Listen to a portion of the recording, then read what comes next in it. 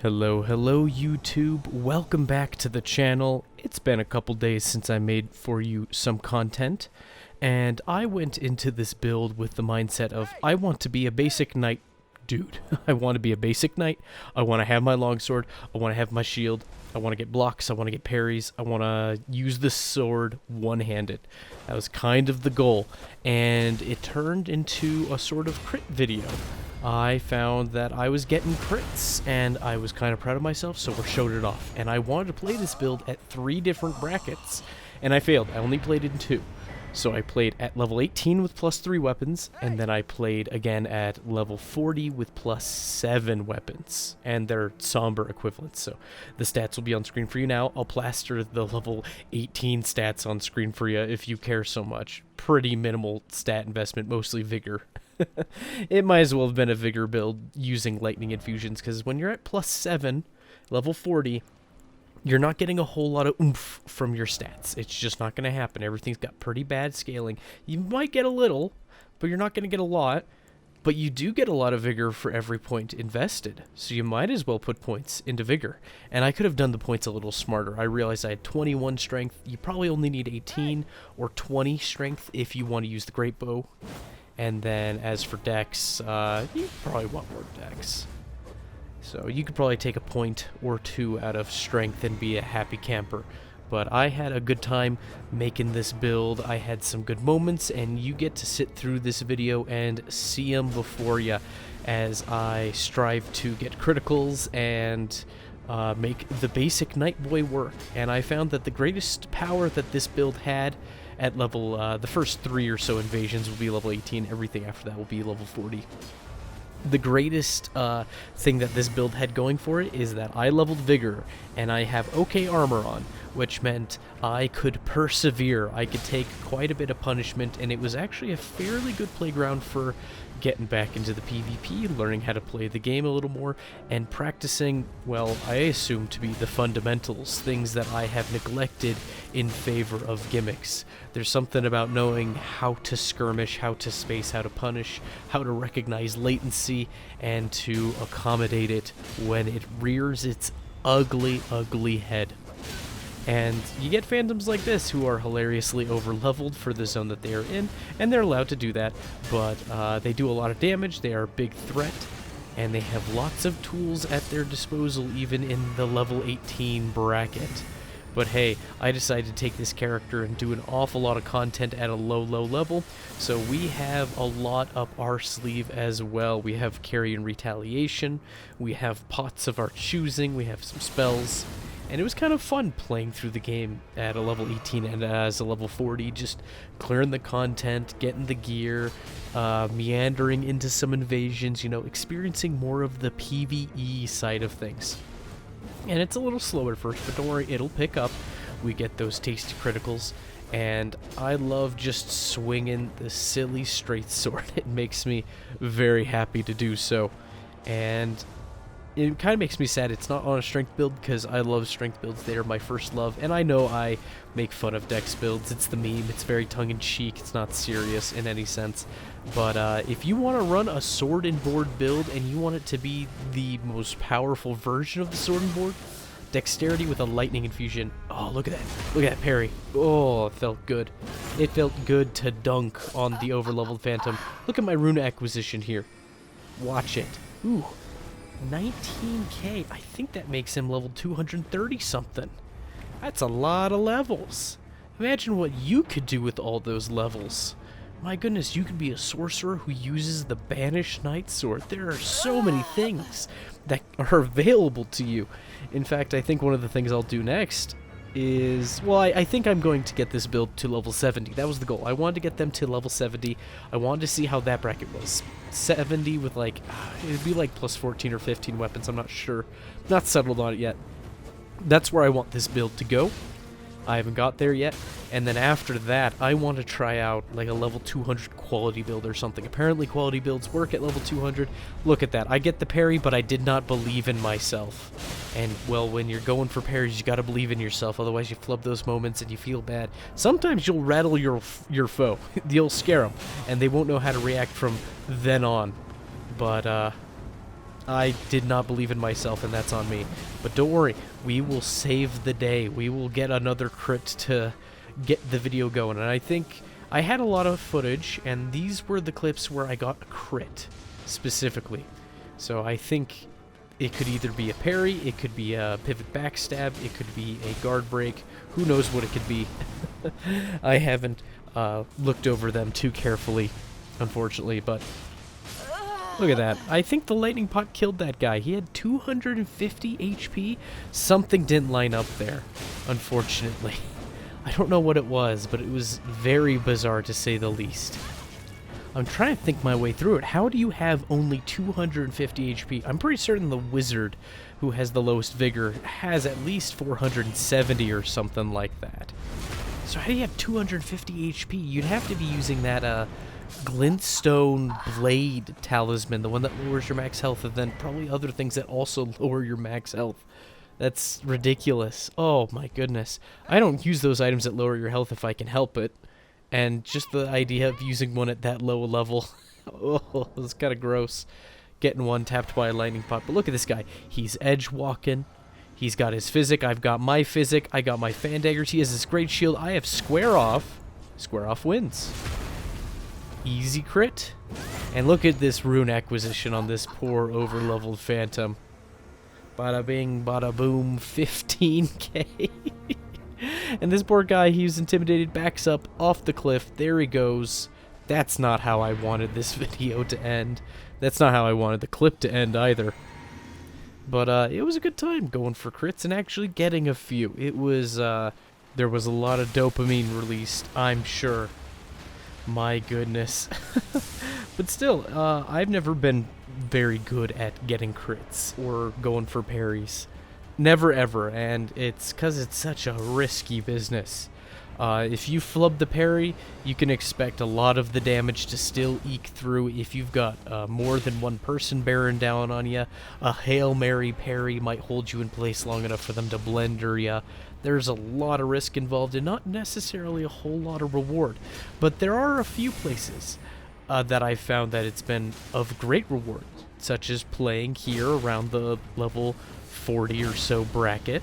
I've found that sometimes you can't kill an overleveled phantom. You scratch him, you do decent damage, but it's not enough. It's hard to confirm the kill, and then he just heals, and then you start the process all over again, and it's kind of a DPS race, you know?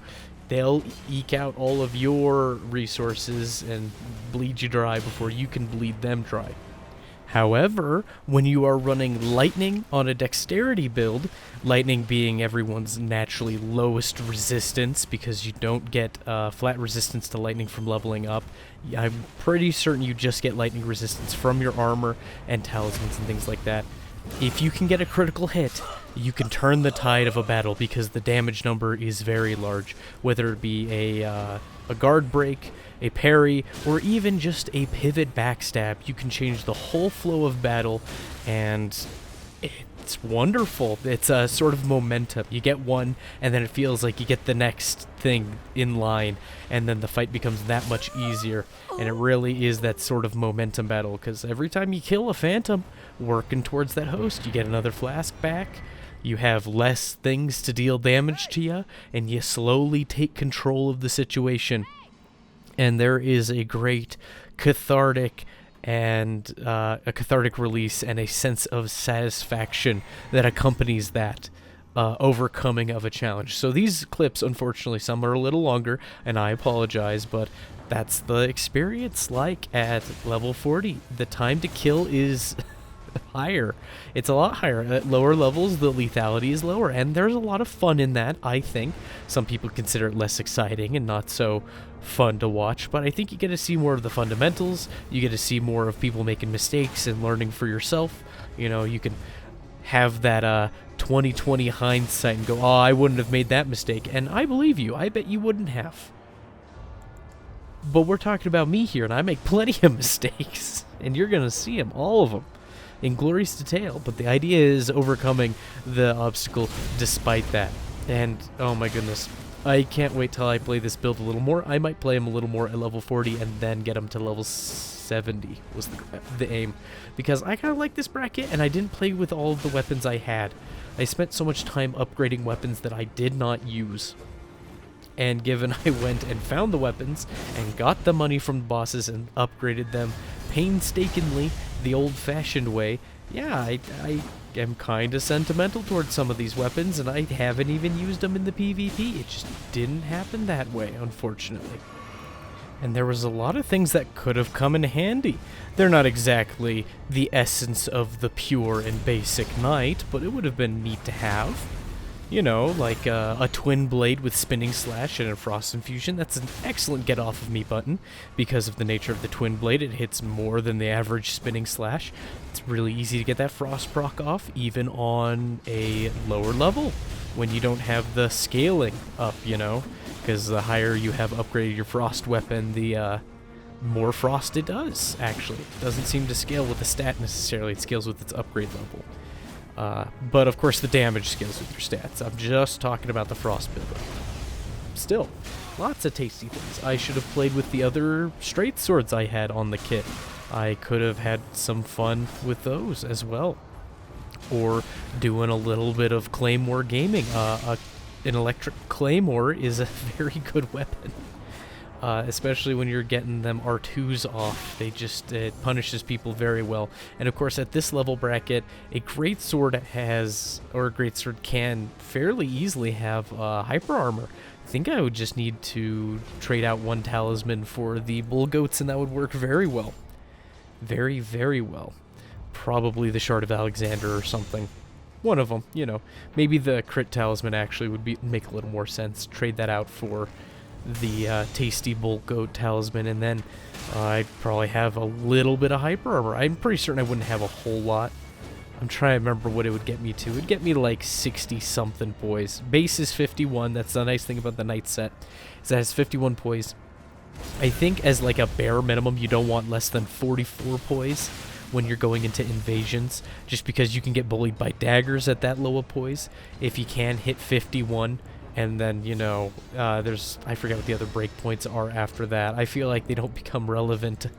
The breakpoints don't become relevant to like 101 or 103 or something like that, but that's a lot. That's quite the investment. But still, 51 poise, pretty good for not using a bull goat talisman. I love the basic knight outfit. I love the basic knight outfit in most of the Souls games. I kind of miss the one in Dark Souls 3, honestly. I loved the green neckerchief that the outfit came with. It was always a very handsome set. But hey, one of the things I do make use of, and is sometimes imperative when people have that very, very high ping or just an awful connection or whatever's going on, or maybe it's just hard to kill them, is at the end of the day being able to get to that poison weapon. Oh, it's so nice to have access to a poison weapon, just to put people on the back foot. Even if you don't end up getting a whole lot of damage through with it, there's something about knowing that a little damage is getting through and that it makes people play differently that is very nice. It's kind of, you get that with most any status. If it's Frenzy or Bleed or Frost, people play differently when they think it's about to pop if they are playing defensively.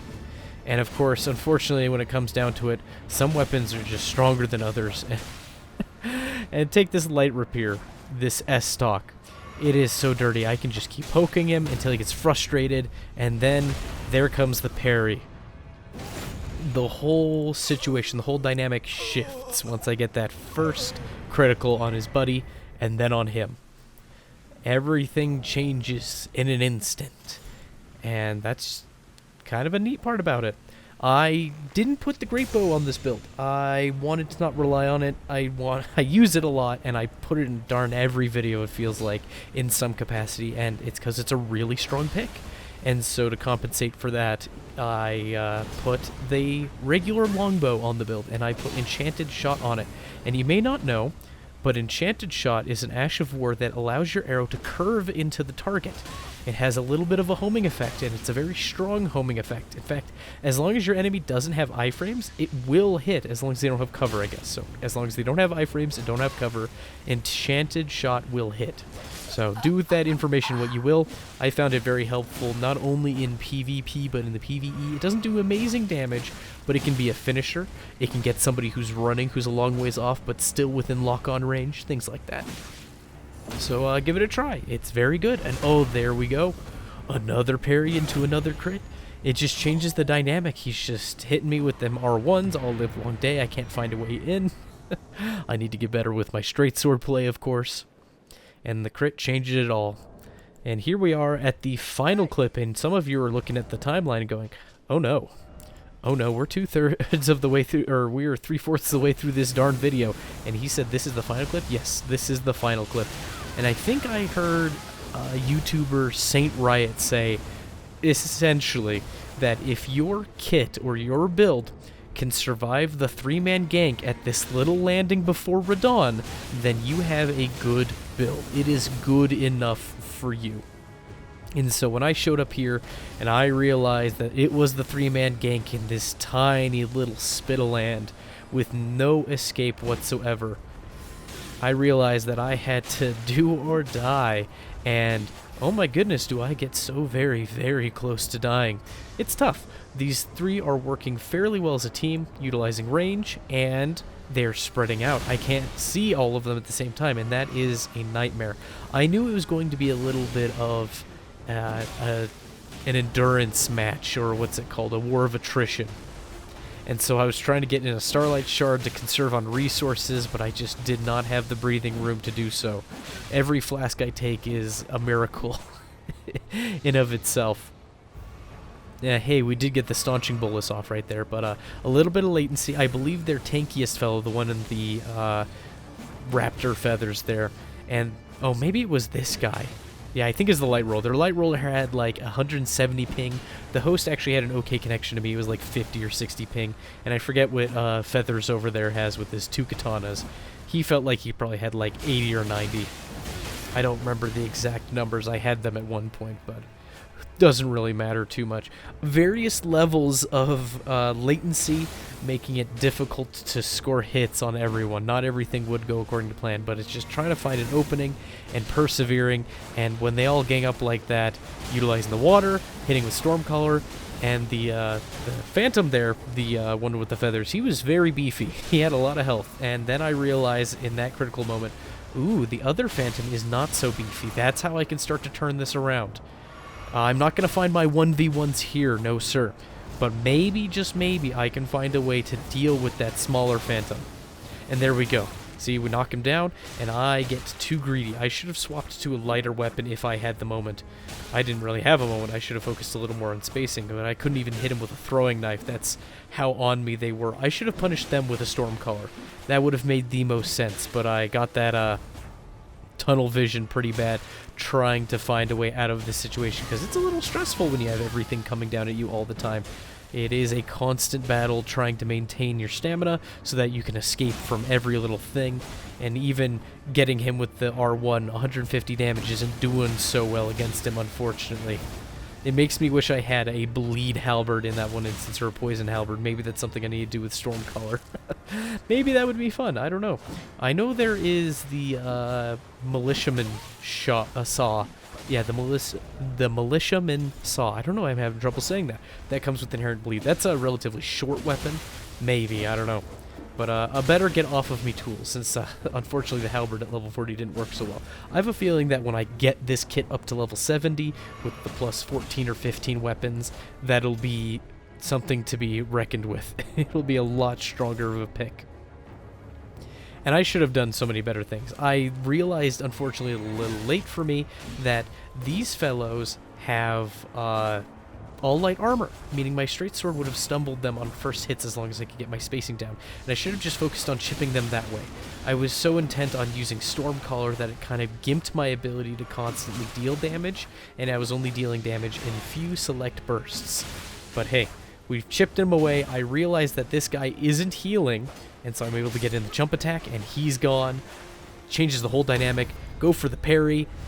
Read him like a book. He was going for that running attack. We get that parry off, and then here is our host fellow, and he realizes that everything has turned for the worse, so we go for some roll catches. Oh, he's poisoned thanks to the roll catches. We can switch back to our good old tasty sword and board, and he's deciding he's going to do the same thing to me that I did to him. He's going to parry, and I'm not going to fall for it. Oh, no, sir. I'm not going to risk it. We just came this far. 5-minute invasion.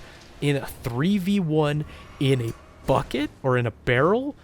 Ain't no way. Ain't no how. He's going to get some tasty jump attacks. He's going to get double poisoned, and we're going to save the day. Thank you for joining me.